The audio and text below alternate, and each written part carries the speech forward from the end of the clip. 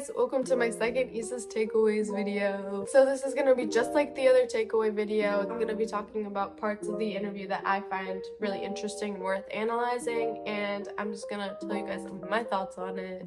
Okay, so the first thing that I found really helpful is the first question I asked, which is where did your interest kind of like in bioethics, in law and health equity kind of start? And he said, I think the genesis of all this dates back to when I was about 12 and I was diagnosed with type 1 diabetes. It affects major events of my daily life. I had to pay a lot of money out of pocket, and this was my first real experience with the healthcare system and kind of like the lack of equity when it comes to the amount of money you have to pay for like bare necessities. So I wanted to talk about this because I think this is an example of such a good reason for being interested in science and why he got to where he was. So there's like a personal connection here, and then there's like a specific reason. He's in health equity. So through his experience with type 1 diabetes and seeing that his parents had to pay a lot of money out of pocket, that led him to where he is today. It's a very specific reason, and I feel like it's really important to know yourself and know what personal connection you can make to go into something that ultimately you can be like really successful and fulfilled in. I'm gonna give an example of what got me really interested in Alzheimer's. It's not the same as a job, but it's basically the same idea. So basically what got me really interested in Alzheimer's is learning about Yurumad, which is a small town in Colombia. Basically, I read an article that said that half of the Yurumad population will contract Alzheimer's at the early age of 45, while the remaining half will develop Alzheimer's at about the age of 65, according to medical experts. So this is kind of like an example of how something sparked this personal interest. It didn't just come out of nowhere, like something sparked it. It's like learning about this town, and you could say like in a lab application or something like that, any type of application or where you need to like demonstrate this interest or just figuring out what you want to go into. I could say I just got fascinated by it, and it made me want to investigate more, and it led me to this lab where we're investigating this thing or something that has to do with this gene that was found that most of the Yarumad population had, for example. It's Yarumad, not Yurumad. Then we talked about kind of like stereotypes and barriers he had to overcome with his type 1 diabetes getting into science. And he said that he always had to answer to people. There were all sorts of questions you had to face. He had to educate people, and then I better knew how to respond to them. So I think this is important to analyze because it kind of like highlights the importance and how you should use education kind of like when faced with stereotypes or comments that can almost be kind of like microaggressions. Just keep in mind that even though they're offensive, everyone has something that they're not as up to speed about or they don't know that much about, which is where those comments kind of like come from. It comes from lack of knowledge and lack of education. So kind of like think about that a little bit, evaluating how to respond to those kind of like comments. And while it can be really annoying to have to like explain something all the time or have to repeat something like over and over, just try to, obviously always you should give people the benefit of the doubt. It's because they just simply don't know, and educating them, they learn more, and you better know about people and how to respond to them. The next part I wanted to talk about is internships, and when we talk about internships in the interview. So Casey said that an internship is always important, but it also depends on how much you put into it. It might not be beneficial for you in perhaps the way you intend it to be. See what you can learn from the experience, see it through a little longer. It's not the sitting there and reading a book. You still don't know how the world actually works, and it should be for yourself first. So there's a lot kind of like to analyze in those little quotes. So the first thing he said, it depends on how much you put into it. That's really important to highlight, because one thing is like actually like attending the conference, the summer program, the internship, and just doing what you're there to do, getting your stipend.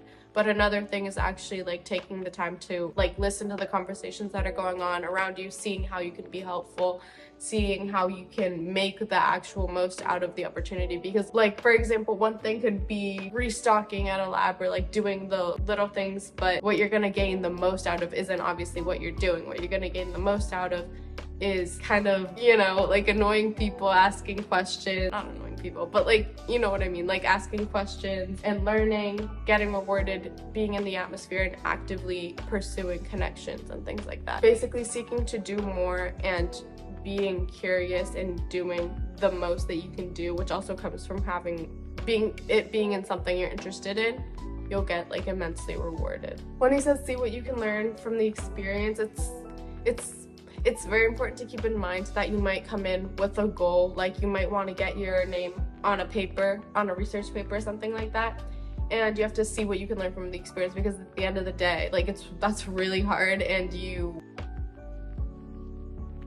out there to do. And I know that it can be hard, especially thinking about like college or like other applications and things like that. Like, I need to get this to be successful or to be impressive, but that's really not the case. You have to see what you can get. You're always getting something through an experience, and you'll be surprised. Like, you can be a sort of connection, or like talking to a person, or talking about like your passion for this sort of thing that someone in the lab is researching, and then later they give you like a job offer, things like that. It's things that you never see that are actually working for you behind the scenes. So just keep that in mind when thinking about opportunities like these and before getting yourself down. And even if you're frustrated, even if you feel like this isn't what I set out to do, or I'm not getting what I wanted originally, just chill, trust the process, like what I was saying, and don't just do it for the resume. Just be present, do what you can do in that moment. And so in the interview, I asked Casey kind of like what he looks for in an application and what makes an application successful. And basically he says he looks for someone who understands who they are, that don't lose sight of who you are, have a plan for the future, what they're applying to is going to contribute. And he said he sees a lot of straight A applications. You got all the same extracurriculars, a lot of them start to blend together. And he said that your application will jump out of the page if basically you're yourself and you don't just try to fit the mold of what you think will get you accepted.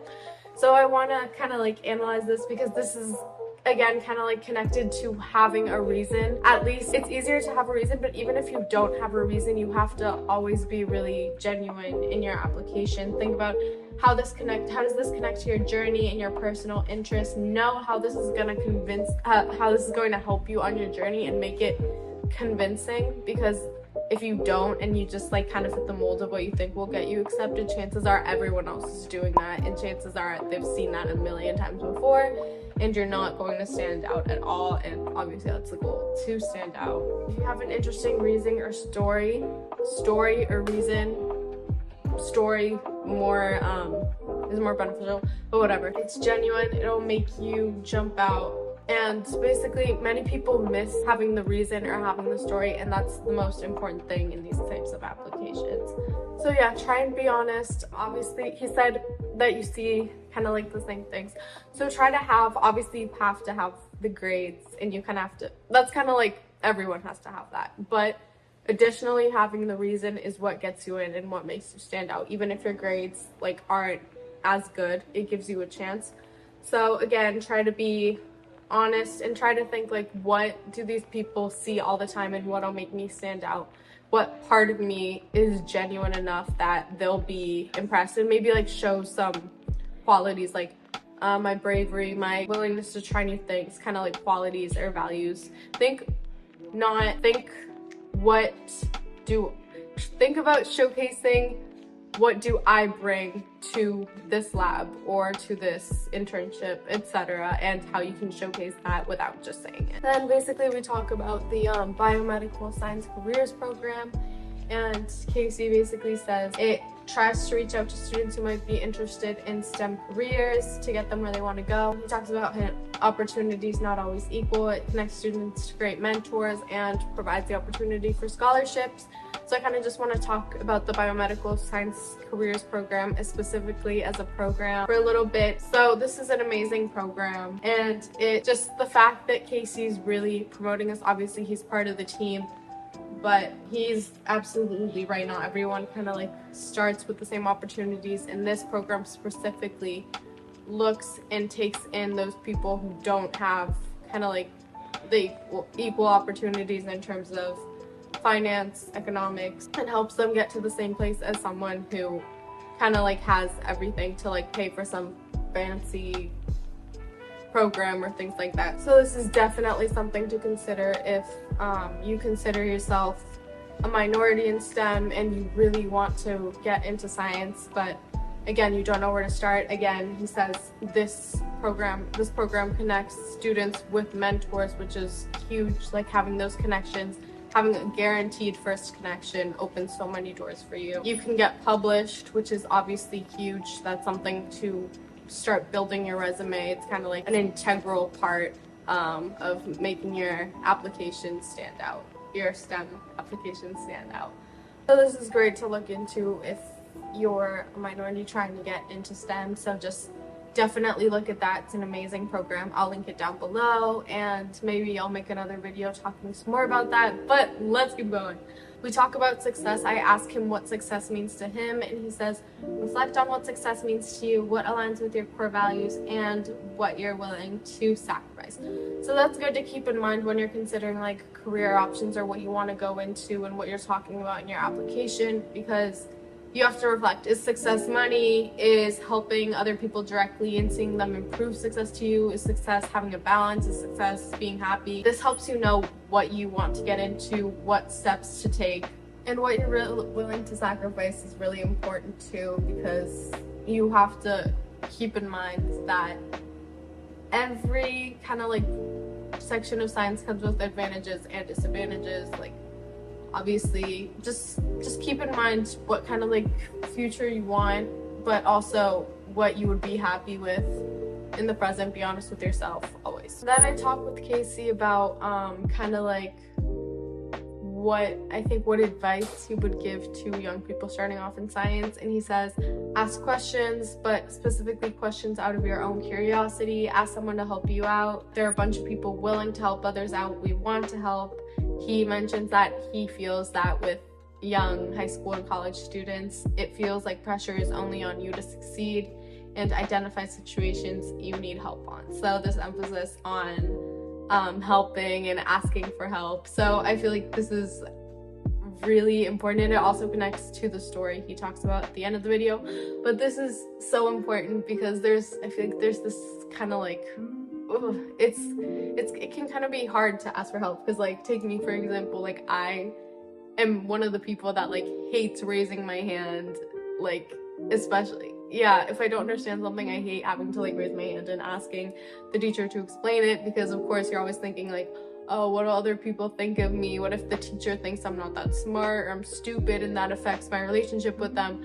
But honestly, you have to find a way to get that question answered either way. Yeah, so if this is like in a class setting, just find a way to get the question answered, even if it's like talking to the teacher after school, but find a way to get it answered either way. I mean, personally, that's what I try to do. If I have to raise my hand, I will, but you know, after class works too. And in a lab setting, questions are just so important, because it's just in that environment, there's so many good questions you can ask, and there's so many, like the quality of the answers that you can get in like your high school versus at a lab are crazy. You get such good information and such good you have such good learning opportunities there. He makes a good point about the pressure not only on you to succeed. I personally kind of struggle with this. I tend to think like, oh, it's only my success if I do everything and I have to do it on my own, but that really isn't true. You have to make life easier for you, because life is there's already so much pressure on you as it is, chances are. And yeah, if you think about anyone successful, famous people get to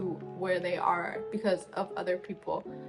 Like, for example, if a bunch of famous singers like Justin Bieber, and I don't know why I thought of it, but any other like famous singer, usually they're discovered and they become famous because of other people who have observed their talent and maybe like promote them on social media or things like that. It's not just one person that makes them successful. So just keep that in mind. So yeah, that was it for Issa's takeaways. Make sure to like and subscribe and share. If you have any questions, always make sure to comment. I'll link the Biomedical Science Careers Program below, and yeah, bye.